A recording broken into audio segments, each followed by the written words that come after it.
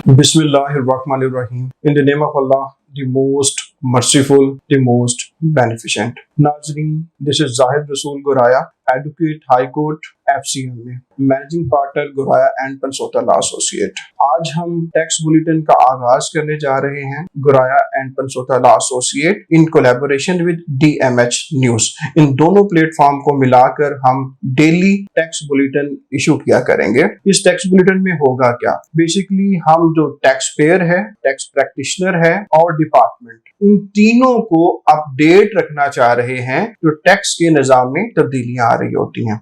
Tax के निजाम में तब्दीली कैसे आ रही होती है? Federal board of revenue notifications SROs issues कर रहा होता है, फेडरल गवर्नमेंट बजट लेके आ रही होती है और अदर नोटिफिकेशंस इशू कर रही होती है, और पाकिस्तान की अदालतें जो टैक्स से रिलेटेड जजमेंट इश्यूज कर रही होती है जिसमें interpretation of the taxation laws किया जा रहा होता है।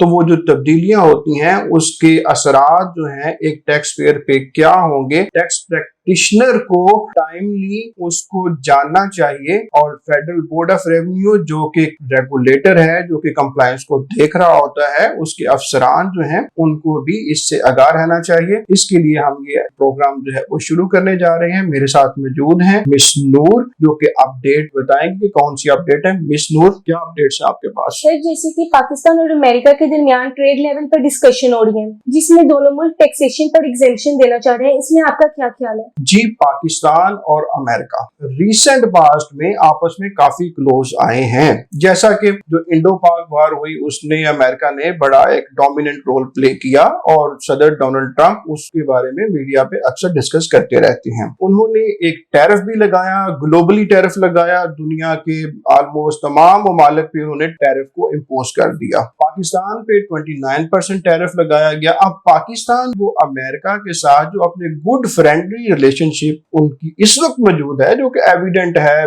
रिसेंट मीडिया डिस्कशंस में हमें मिल जाता है, वो इसमें पाकिस्तान जो जा रहा है वो अमेरिका को कह रहा है कि हम आपको टैक्स एग्जेम्पशन देंगे, रेसिप्रोकल आप हमें भी टैक्स एग्जेम्पशन दें। पाकिस्तान में ने जो डिजिटल प्रोसीड्स एक्ट 2025 इंट्रोड्यूस करवाया, इसमें जो फॉरेन सर्विसेज हुआ करेंगी उनको टैक्सेशन की गई। इसमें हम जो गवर्नमेंट ऑफ पाकिस्तान है वो चाह रही है कि अमेरिका को इसमें कंसेशन दी जाए, एग्जेम्पशन दी जाए और रेसिप्रोकल अचीवमेंट अमेरिका से ली जाए। इससे क्या होगा? पाकिस्तान को कंपेटिटिव एडवांटेज हासिल होगा रीजन में किससे कंपेटिटिव एडवांटेज मिलेगा? इंडिया से एडवांटेज मिलेगा, बांग्लादेश से एडवांटेज मिलेगा, और अगर फार चले जाए एशिया में तो जो एडवांटेज हासिल होगा वो वियतनाम वगैरह कंट्रीज के साथ भी होगा। तो आई बिलीव कि ये बेनिफिशियल होगा पाकिस्तान के लिए। शुक्रिया सर। जैसे देखें कि कपास की इंपोर्ट पर 18% टैक्स आयद हो रहा है, तो सर इससे फैक्ट्रीज में क्या नुकसान पेश आएंगे? मेरा जो मानना है ये बहुत जरूरी था।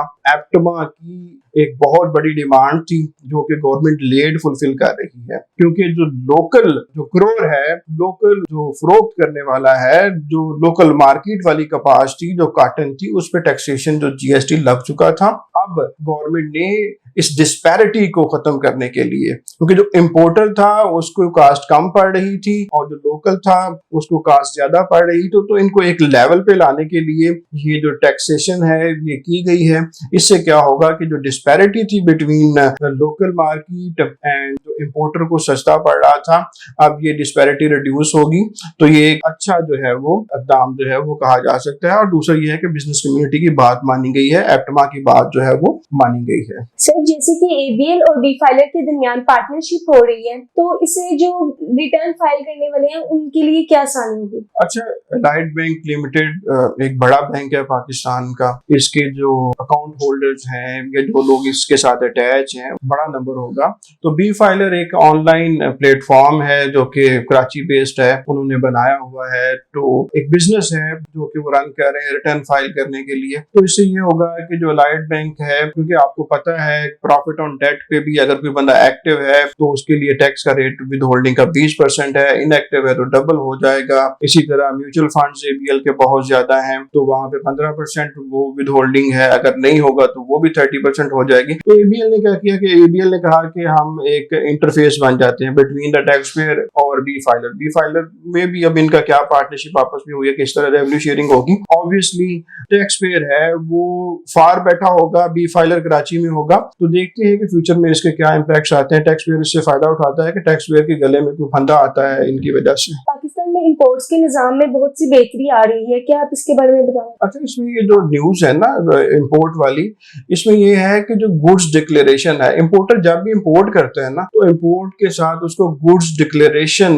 फाइल करना होता है जिसे हम जीडी कहते हैं। इसमें चेंज की गई है कि आप पहले ये होता था कि बर्थ पे आ गई, जहाज लंगर अंदाज हो गया तो जीडी जो है उसको फाइल करें, टैक्सेस पे करें। तो अब गवर्नमेंट क्या करने जा रही है कि उन्होंने ये कहा है कि हम जहाज के आने से पहले भी आप जीडी फाइल करें और साथ में टैक्स जो है उसका भी कुछ पीरियड डिफाइन किया उन्होंने कि आप इस टैक्स को थोड़ा सा डिले करके जहाज के आने तक आप ना भी पे करें, लेकिन आप जीडी जो है वो फैसिलिटेट करें कि आप पहले भी फाइल कर सकते हैं। तो इस तरह करके गवर्नमेंट ये चाह रही है कि जीडीज की फाइलिंग है इसको थोड़ा बेहतर कर दिया जाए। सर, जैसे कि हम देख रहे हैं कि जो गाड़ियां इंपोर्ट्स हो रही हैं उनमें टैक्स चोरी के केसेस बहुत से सामने आ रहे हैं, तो इसके बारे में आपका क्या ख्याल है? ये बेसिकली है, ये यूज्ड कार्स जो इंपोर्ट हो रही थी ना, ये उससे रिलेटेड है। एंटी बेनामी जोन कराची एफबीआर का एक जोन है, उसने जो अब्यूज है व्हीकल बैगेज एंड गिफ्ट जो लॉ था उसका अब्यूज करके, अब्यूज क्या था कि पर्सनल यूज के लिए गाड़ियों को डिक्लेयर किया जा रहा था,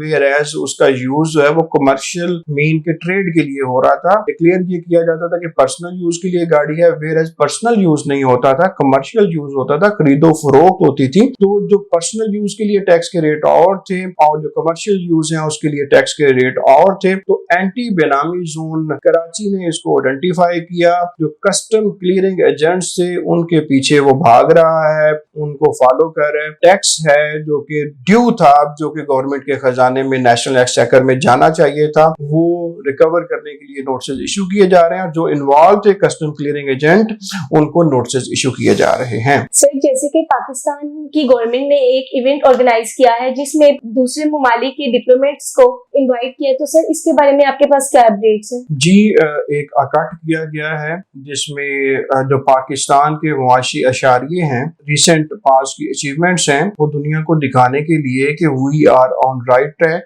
we are going to be sustainable, ये बताने के लिए जो पाकिस्तान गवर्नमेंट है, इसमें बिलाल अजहर साहब जो मिनिस्टर हैं ऑफ स्टेट फाइनेंस के वो थे, और आपके फेडरल मिनिस्टर हैं पावर के वो थे। इन्होंने जो पाकिस्तान में एम्बेसीज हैं मुख्तलिफ ममालिक की, जिसमें अमेरिका, यूनाइटेड किंगडम और अदर दीगर यूरोपीय ममालिक हैं, सऊदी अरेबिया, जापान, इन सब के ममालिक के सफीरों को इकट्ठा किया और उनको बताया कि पाकिस्तान की डायरेक्शन इस वक्त क्या चल रही है। रिसेंट जो टैक्स टू जीडीपी रेशो है जिसमें पाकिस्तान ने 1.5% का ग्रोथ अचीव किया, हम डबल फिगर में चले गए, वो बताया गया। इन्फ्लेशन जो है वो श्रिंक हुई है, वो 4.5% पे आ गया है। हमारा जो पॉलिसी रेट है वो 22% से कम होकर 11% पे आ चुका है। हमारा जो जीडीपी का रेशो है वो इम्प्रूव हुआ है, जो हमारा डेट था वो डिक्लाइन की तरफ है। ये सारे मुआशी अशारिये जो हैं वो उनके साथ शेयर किए गए हैं, so that foreign direct investment जो कि बड़े अरसे से बंद है, जो कि खातर ख्वाह कोई नताइज नहीं मिल रहे थे, ये एक एफर्ट है गवर्नमेंट की तरफ से कि इंटरनेशनल कम्युनिटी है उसको मैसेज दिया जाए कि पाकिस्तान अब स्टेबल है